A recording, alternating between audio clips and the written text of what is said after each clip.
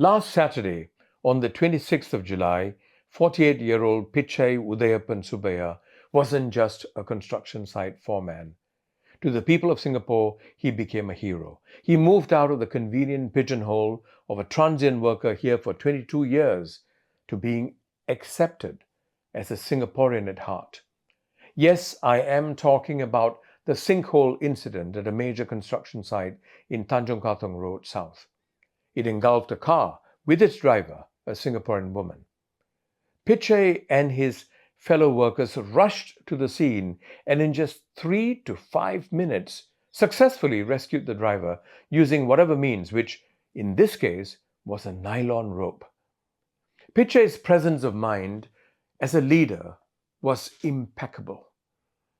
He was focused on the mission, saving the life. And in his words, that's all that matters. He wasn't reckless. When a worker offered to get into the sinkhole, Pitchai said it's too risky as they would now have to lift 2 persons using the nylon rope.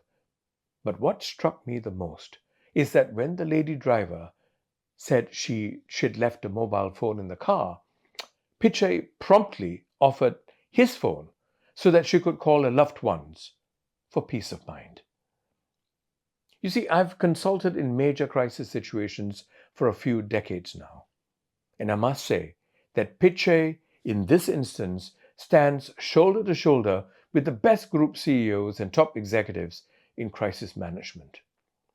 It's evident to me that Pitchai's X factor is his basic instinct as a human being. He wasn't acting in his construction foreman capacity or trying to score PR points for himself or his company. And by the way, kudos to the construction company for letting this migrant worker have the limelight. It was an uncluttered, single-minded reflex to do good well. You don't see this often because there's almost always an agenda. Here are 3 slightly inconvenient questions. First, it was sad that when I privately praised Pitchai and team, a few of my good friends asked if it was because they are my countrymen. I know this was half in jest, yet it did sadden me that even in a dire situation such as this, we can't seem to chuck the ethnic lens. It's like an albatross around our necks. Why? Second, I still can't figure out why there was the initial misreporting that it was the Singapore Civil Defence Force or SCDF officers who rescued the driver. If the journalists spoke to even 2 eyewitnesses, they would have got the account right. Somehow, I don't think it's a case of poor journalism per se. It sounds like the basic instinct to use these incidents to build public confidence in government agencies. Now, don't get me wrong, this is an important consideration, but certainly not at the expense of the truth.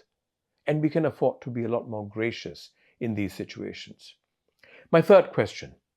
Pitchai and team had the sense of urgency to say to hell with getting permission. If not, the driver of the car would have most likely drowned in the avalanche of water that filled the pit just seconds after the rescue. It's good that we will go beyond the usual and pat the back of this worthy individual and give him public honor. It's the least we can do. Here's the bigger question. Do we have the humility and strength of character to break protocol and go that extra mile, go to the last mile to consider offering Pitchai the Singapore citizenship? I've been told that for several of the ultra-high net worth new citizens, Singapore is just a hotel. By offering it to individuals such as Pitchai, for whom Singapore has been home for 22 years, we are saying thank you in a way that matters. More importantly, we would be honoring the citizenship of Singapore.